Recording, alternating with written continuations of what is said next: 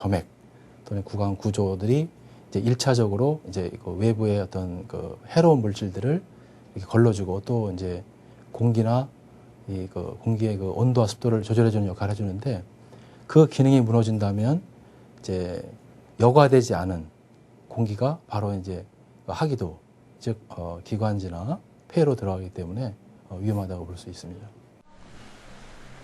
지난 10월 서울의 한 대학병원. 수능을 2주 남겨놓고 지영양은 신종플루 진단을 받았다. 단순한 감기로 생각했지만 생명이 위험한 순간까지 경험해야 했다. 평생 입원해보는 게 소원이었거든요. 너무 건강해서. 근데 갑자기 막 이렇게 저는 목 감기인 줄 알았어요. 그냥. 그래서 숨쉬기가 힘들 정도로 기침을 되게 많이 하는 거예요. 그래서 병원에 이렇게 밤에 하도 이렇게 마음이 급하니까 어떻게 뭐 링거라도 맞고 이렇게 조치를 취해보자 해서 이렇게 부모님이랑 함께 왔는데 갑자기 열이 나서 네, 저도 입원할 줄은 생각도 못했죠. 내원 당시엔 오른폐에 염증이 보이는 정도였지만 이틀 사이 상태는 급격히 나빠졌다. 폐의 3분의 2가 손상됐고 급성 호흡곤란으로 중환자실로 보내졌다. 폐가 물에 빠진 상태라고 보면 되죠. 근데 사실은 환자는 호흡곤란 증세를 나중에는 별로 없었다고 하는데 저희가 보기에는 벌써 호흡이 굉장히 힘들어 보였어요. 10월 31일 날 토요일 날 저희가 이제 중환자실로 격리실로 환자를 옮겼고요.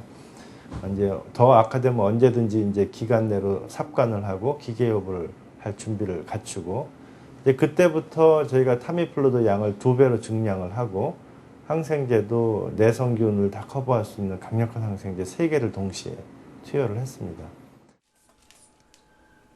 다행히 지영양은 많이 호전된 상태.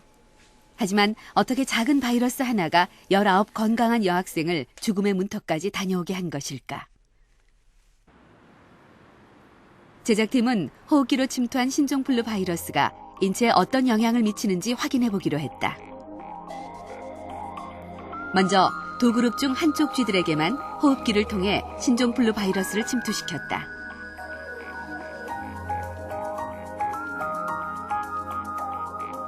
그리고 5일 후 쥐들의 상태를 확인했다.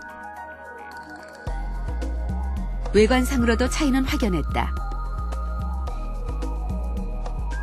호흡기로 바이러스를 침투시킨 쥐들은 체중이 30%나 줄었고 표면의 털도 윤기 없이 거칠게 변해 있었다. 호흡기와 바로 연결된 장기인 폐는 직격탄을 맞은 상태였다. 감염된 쥐의 폐는 염증으로 인해 정상 쥐의 폐보다 크게 부어 있었다.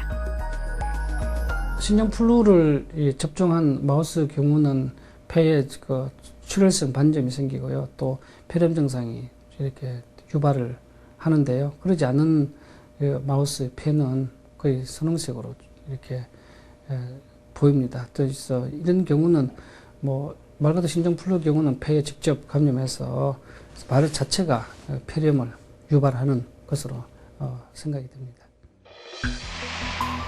공기가 지나는 통로인 호흡기, 특히 폐는 외부에 노출되기 쉽다. 그래서 급성 감염성 질환으로부터도 안전하지 않다. 호흡기 면역이 중요한 이유도 그 때문이다. 우리 몸이 정상적인 면역력을 갖고 있다면 바이러스나 보통의 세균은 상기도, 즉 코나 입에 머물거나 기껏해야 목을 침범하는 정도에서 끝나는 경우가 많습니다. 우리가 흔히 감기라고 말하는 증상들이 바로 이런 것들인데요. 하지만 면역력이 떨어졌을 경우에는 상황은 판이하게 달라집니다. 세균과 바이러스들이 면역의 최전선에 서 있는 코와 기관지를 통과해서 하기도, 폐까지 마구 침범하게 되는데요. 그들이 만들어낸 염증이 폐 속까지 퍼지게 될 경우에는 이렇게 폐에 물이 차올라서 우리의 몸은 아주 위험한 상황에 직면하게 됩니다.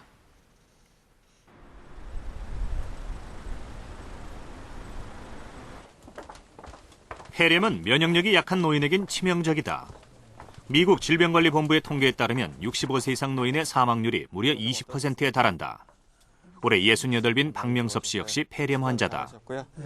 기침이나 가래는 어때요? 가래는 두근두근 나왔는데 가래 색깔은 어떻습니까? 누르스름해요. 노르스름하게. 지난 9월에 입원해 6주째 폐렴 치료 중이다. 지금도 숨 쉬는 일이 힘들어 보이는 박 씨.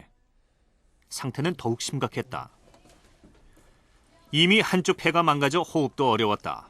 박 씨는 바로 중환자실로 옮겨졌다. 아유, 숨 쉬는 거 아주 힘들었었죠. 중환자실에 한 달 있었어요. 한 달에서 살지 못한다고 그랬는데 어떻게 명이 길어서 그런지 살았어요.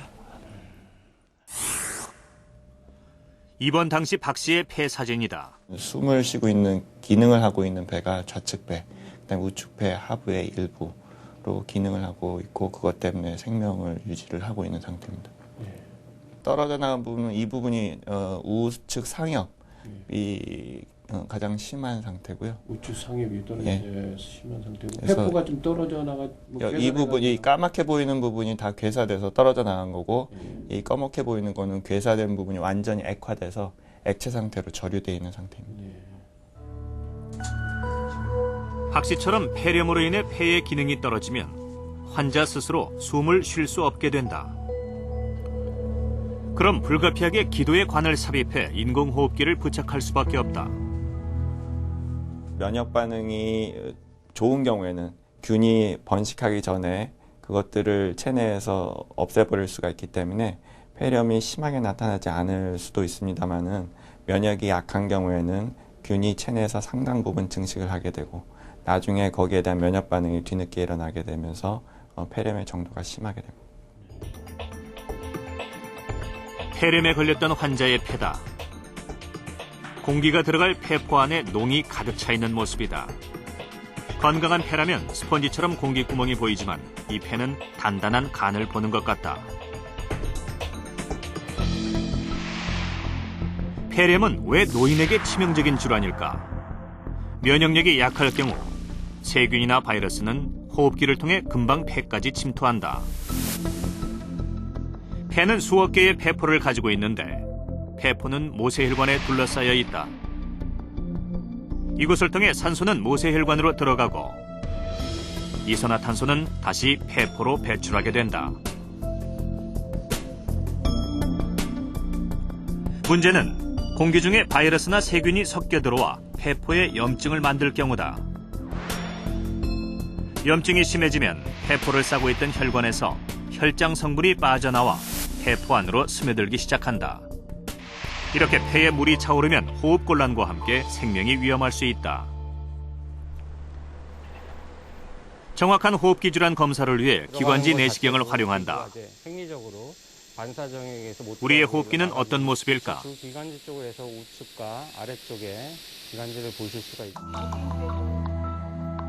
먼저 후두로 음식물이 넘어가지 않도록 막는 기도의 뚜껑 역할을 하는 후두 덮개가 보인다. 그리고 후두 안쪽으로 성대가 자리 잡고 있다. 성대는 소리를 낼 뿐만 아니라 폐에서 형성된 공기압을 막아주는 밸브 기능도 수행한다. 성대를 지나면 기관으로 들어가게 되는데 기관은 직경이 2.5cm 정도, 길이는 15cm나 된다. 기관은 다시 기관지로 나뉘어 공기를 양쪽 폐로 이동시킨다. 기관지는 세 기관지로 무수히 나뉘는데 기관지와 세 기관지 모두 섬모를 갖고 있는 점액성 막으로 이루어져 있다.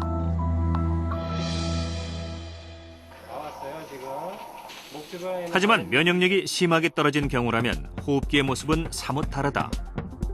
폐렴 환자의 기관지 내시경 모습이다. 좀 전과는 다르게 곳곳에 붉게 일어난 염증들이 눈에 띈다.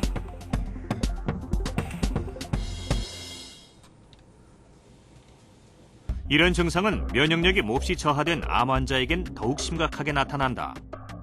CT상으로도 폐 곳곳에 심한 염증 소견이 보인다.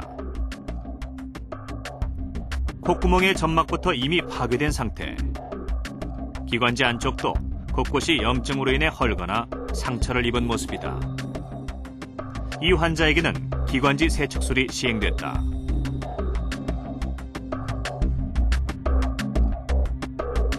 기관지 세척술은 기관지 안의 분비물을 채취해 폐에 염증을 일으키는 원인이 바이러스